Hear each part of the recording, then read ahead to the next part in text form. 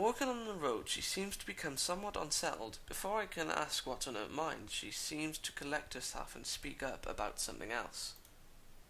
So, where in town were you going? Fucked if I know. That's actually a pretty good question. I'd come in to buy food, but the layout of the place is still totally foreign to me. I had intended to just wander around and see what I could find, but with sunset already approaching and nightfall not too far away, that doesn't seem very wise. I'm going to have to ask for directions again. I was just going to get some food, but now that you mention it, I don't really know the way. Well, now this is quite lucky. I beg your pardon. I was just about to go to the convenience store myself. Looks like I'll be in your care again then. Thanks. Together we walked to the store. My pace is carefully slow to remain beside her. Compared to my usual walking pace, hers is quite a bit slower. Not that it's without reason. Aura Mart. I hope that says Aura. It does. Good God, man. After what couldn't be more than several minutes, I catch sight of our objective. This town really is pretty small. Beer. Lovely. Noodles! I think those are noodles now. Without further ado, we make our way inside with a greeting from the counter. What if I take along with you? Usually Hanako would help me, but seeing as she's not here, it takes a moment before I realise what she means. Considering she wouldn't be able to read any of the labels, shopping without any help would be a big pain for her. I was going to say pain in the ass, but I did anyway, but still. That said, I can't shake the feeling that she had this idea since I said I was coming here. Sure, it'd be my pleasure. What was her idea? I grabbed two well-used red baskets from the small stack beside the entrance, handing one to Lily. She lays it on the ground, putting her school bag in, retracting her cane and sliding it through the basket's handle before picking it back up in her right hand. Wait, if she doesn't use her cane, she's going to be holding on to you. Before I can complete the thoughts, she comes beside me and pinches the cuff of my uniform in her slender fingers. Is this alright? I get the feeling she was saying that in a seductive way. Sure. I have no reason not to accept. I can think of worse things than shopping with a pretty girl holding on to me, even if it is out of necessity. We navigate our way through the store with not one of the occasional passing customers seeming to bat an eyelid. Navigate our way through the store with not one of the occasional passing customers seeming to bat an eyelid. Considering how close Yamaku is, I guess seeing students from there must be entirely normal for the locals' residents. Oh, right, that's what I meant. As we reach each I don't know. I quickly check with Lily and find out what she needs. I grab it along with what I'm looking for and put our items into their respective baskets. Good God, man. I guess this is the same routine she and Hanako follow every Friday. Right. All that's left is the bread, and that should be my shopping done. Do you need anything else, Lily? No, it should be everything. Off we go then. With a quick side trip to the bakery section, we make our way to the registers. The line, thankfully, is almost non-existent. It's not long before we've both paid for our food and are at the door.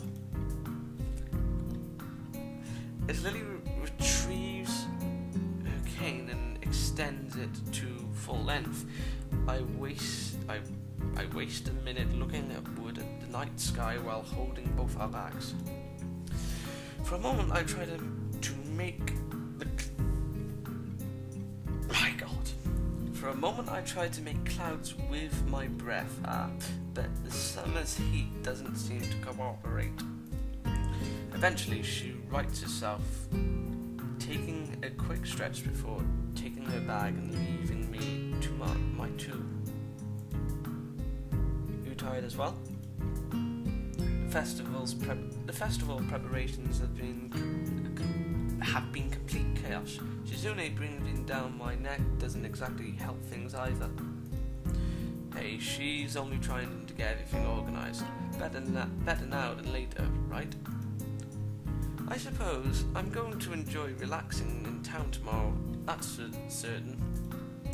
I guess the festival preparations must be taking a toll on both of them.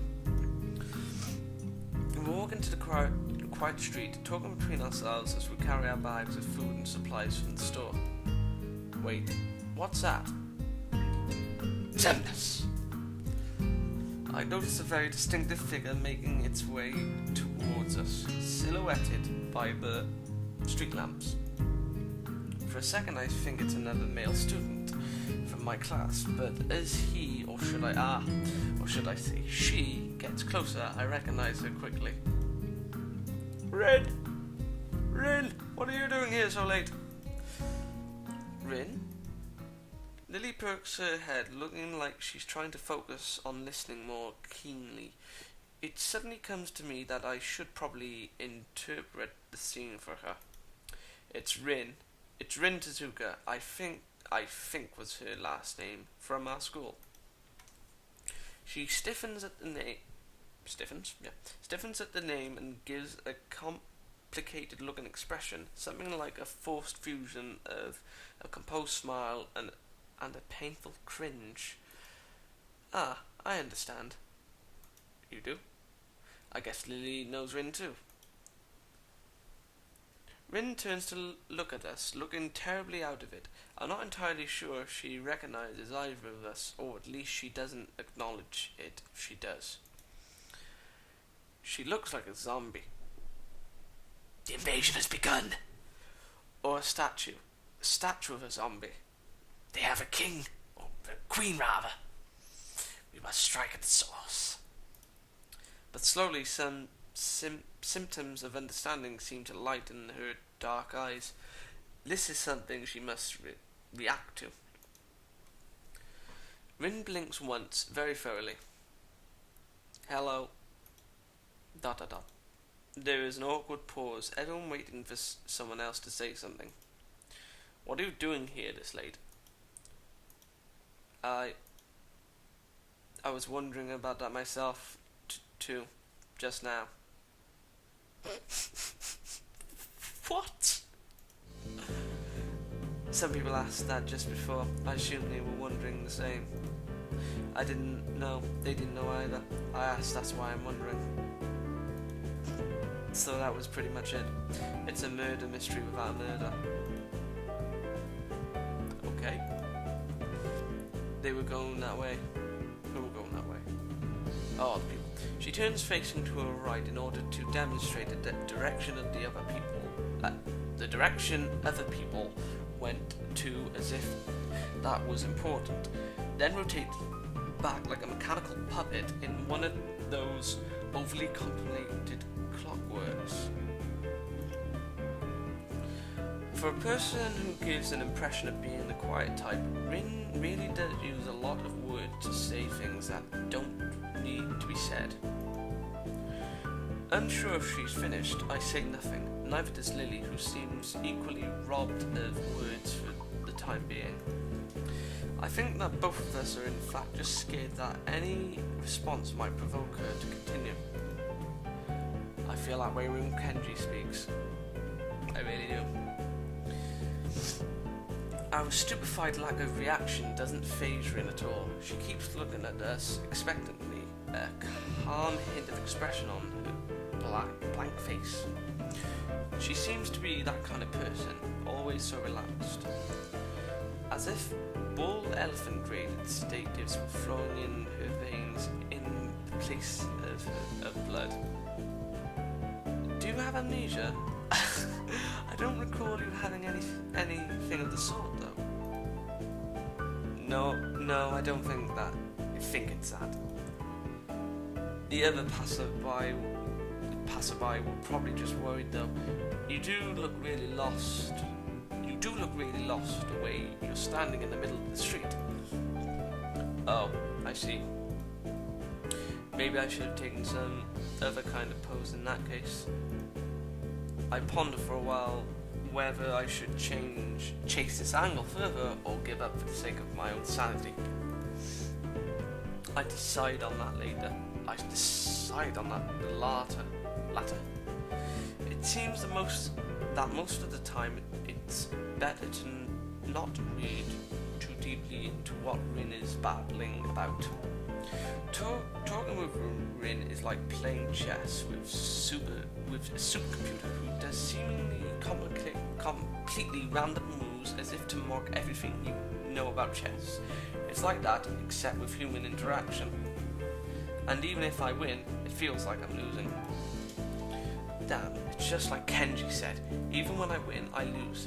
Is this the power of the girls of Yamaku? ...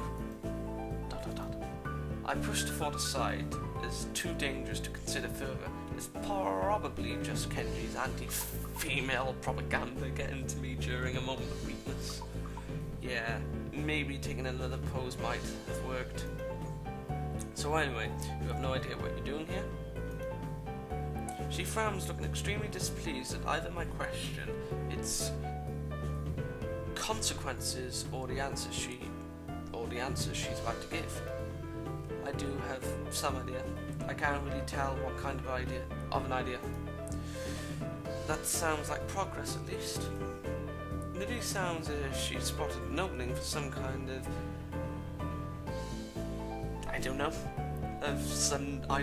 normal conversation. I can't say I share her optimism. Yes, there is some, definitely. The rest will come later. I'm sure of it. I always have reasons. The ensuing silence kills Lily's hopes. There's all too visibly. That didn't last long. Rin's, as far as I can tell, unbased assurance aside, what should be done? We could just leave her to her own devices, whatever those are, but it's late and I don't think we'll be getting any thanks if Rin is found standing here in the middle of the night. Which she probably will unless she manages to remember what she was doing here in the first place. As for me trying to guess what might have been going on in her mind when she decided to embark on this adventure, the chances seem to be on par with winning the lottery several times in a row. Lily is oddly quiet too. I'd appreciate some support from the sidelines here, especially if she's more familiar with Rin than I am. But it can't be helped. It seems her familiarity with Rin is exactly why she's staying subdued. So I assume you were going somewhere, not coming back to school. Any idea where?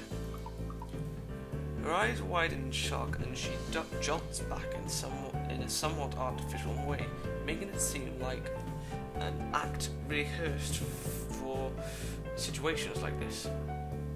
Are you a mind reader? Is that your disability? How unique? No, what? Why would you think that? You knew what I was doing. That face. It was just an educated guess who walked this same street in the other direction just before to get to the store. If you were going to school, we would have met you on the way. Oh. She looks a little disappointed. Like Kenji, Rin appears quick to jump to completely irrational conclusions. Maybe it's something in the water here. I make a mental note to stock up on soft drinks. You know, that is the second time this week that someone asked if I was a mind reader. Do I really give off that impression? Rin shrugs his shoulders, which is all the answer I get. You know, maybe you should come with us back to the school. Lin interjects just as I am about to further debunk my alleged mind-reading capabilities. She sounds rather concerned, the paper-thin smile on her face badly discussing the fact. Maybe she came to the same conclusion as I did. For everyone's sake, I decided to let the mind-reading topic drop, as it's entirely inane anyway. Insane anyway.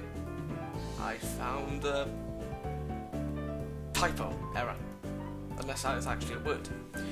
Yeah, Lily's right. If you can't remember, there's no point in staying here. Rin considers this rather simple deduction for a moment, then nods. Okay.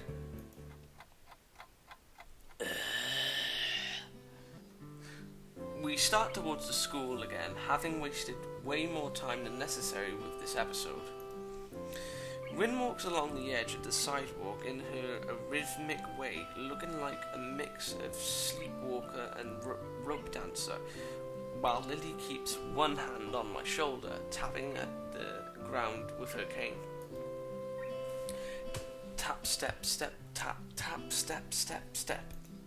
Apart from that, a few fragmented beginnings of conversation. Apart from that and a few fragmented beginnings of conversation, it's quiet.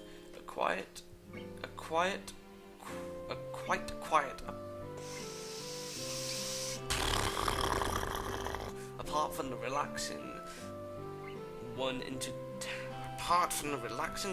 town at that. My God. So how's the mural going? We are going to get bad luck. Never talk about works in progress. I'm sure it'll be wonderful. Bad luck. Tap, step, tap, step. She doesn't care to talk about it. Lily's potential politeness feels out of place for the first time. Step, step, step. The hill Yamaku rests on top of is surprisingly steep, going uphill. We slow the pace, but I still feel my pulse rising and breathing getting heavier. Shit. Almost there, I can see the gates already. Thank God, we can live. More than that, though, I notice that Lily's hand slightly tightens on my shoulder, interpreting it as a gesture that she wants to ask something. I speak up. Anything wrong, Lily? I resist the urge to say aside from travelling companion, but only just. For a moment she seems to debate whether she should ever bring it up, but goes for it anyway. Is everything alright? Shit. Alright? How do you mean? The fact I can't interpret her incredibly vague question puts me off for a second. It's just, you seem unusually tired, I guess. Oh, bollocks. Now that she brings it up, I notice that my breathing is strangely heavy. The uphill walk has really done a job on me.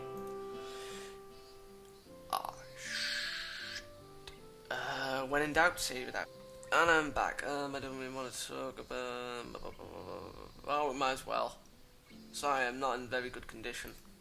It's alright. I just need to catch my breath. My condition isn't the best these days. Oh? It's something that is related to you being transferred here, I mean. She cuts herself off rather abruptly, maybe realizing she was being a bit intrusive. Her instincts are sharp though, and while I don't like the subject, it's not like I should lie about it. If it's Lily, I don't think I mind. I'm just a little weak for the time being. Hanako said you looked fairly healthy, so I naturally thought... Lily doesn't finish her sentence again, letting it trail off with a measure of concern. As she furrows her brow, Lily's uncomfortable expression spurs me to say at least something to ease her feelings. It's surprising she she's this flustered, considering her straightforward attitude with her own blindness. She must know that not all share her own comfort about such things.